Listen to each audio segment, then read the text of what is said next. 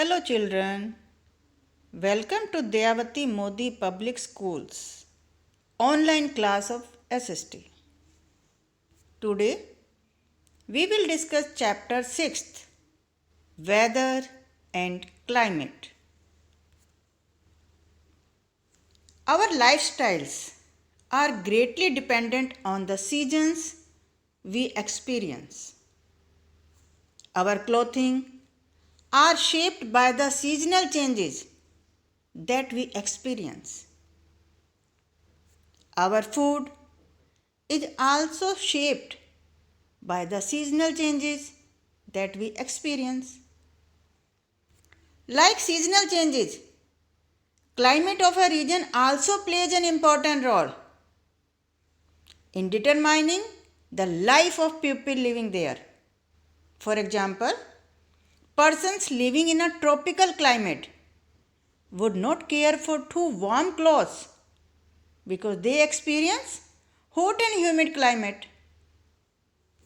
On the other hand, persons living in the tundra region would buy warm clothes because they experience extreme cold. So, weather is the day to day change in atmospheric conditions. It tends to change very frequently. Climate, on the other hand, is a long-term evolution of the atmospheric condition prevailing in a particular region. What causes changes in the climatic conditions? Heat from sunlight, air temperature, and water bodies are the main factors which affect the climate and temperature of a place. The earth receives most of its heat from the sun. The sun's rays are parallel when they reach the earth, but due to the tilt of the earth on its axis, the rays do not heat up the earth uniformly. Some parts of the earth get more sunlight and hence they get heated more, whereas other parts receive poor sunlight and hence remain cool. The change of seasons is experienced by the revolution of the earth. Equator, the biggest gainer of sunlight. पूरा साल equator maximum sunlight receive करता है. Sons raise equator पर directly गिरती हैं, इसलिए ये हमेशा गर्म रहता है.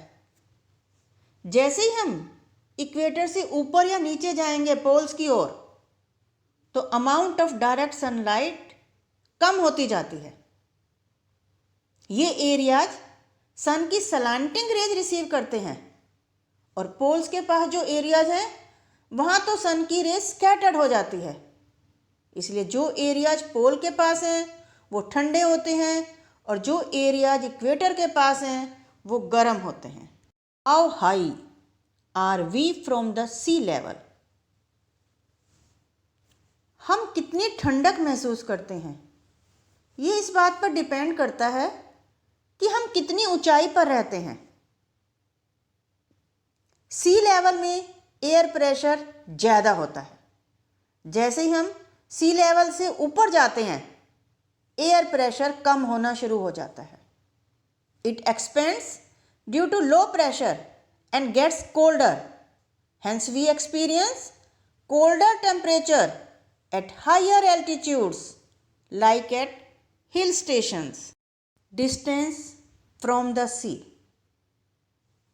Land जल्दी गर्म होती है और जल्दी ठंडी होती है, लेकिन वाटर धीरे धीरे गर्म होता है और धीरे धीरे ठंडा होता है.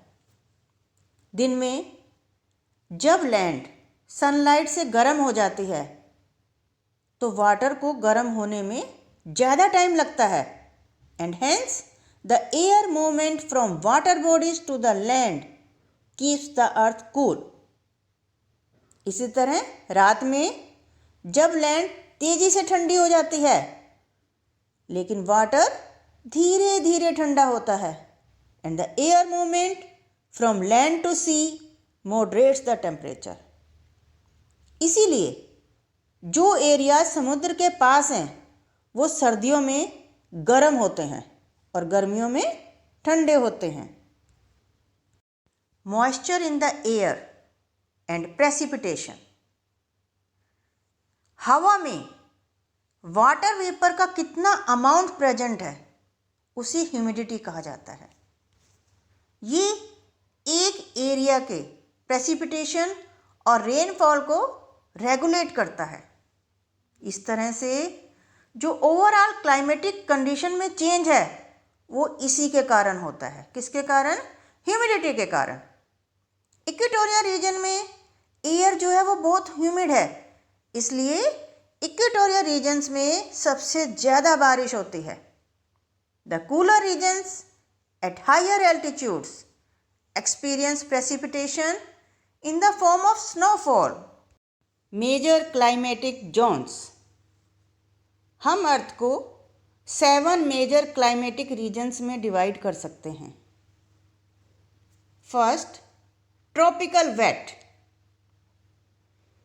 इस रीजन में पूरे साल टेम्परेचर की ज़्यादा वेरिएशन नहीं होती, इसलिए हम इसे सीजनलेस क्लाइमेटिक जोन कहते हैं.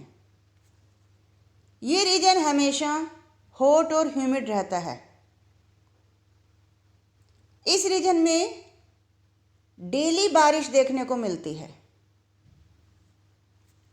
This region is found on and around the equator. Central and south America, Africa, south Asia, south east Asia and Indonesia have such climatic conditions. Desert. यहाँ एनुअल एवरेज रेनफॉल 10 इंच से भी कम है, इसलिए इसे हम dry climatic zone कहते हैं. यहाँ दिन में टेम्परेचर बहुत हाई हो जाता है बिकॉज ऑफ सनलाइट, लेकिन रात में मॉइस्चर की कमी के कारण टेम्परेचर तेज़ी से गिर जाता है. Examples are hot deserts of Sahara, Thar deserts in India, etcetera. Next is semi arid. इस जोन में काफ़ी फीचर्स डेजर्ट की तरह ही हैं. डेजर्ट की तरह इस जोन में भी ज़्यादा बारिश नहीं होती. This zone falls in the interior of the continents or around the desert zones, receiving around 16 inches of annual rainfall.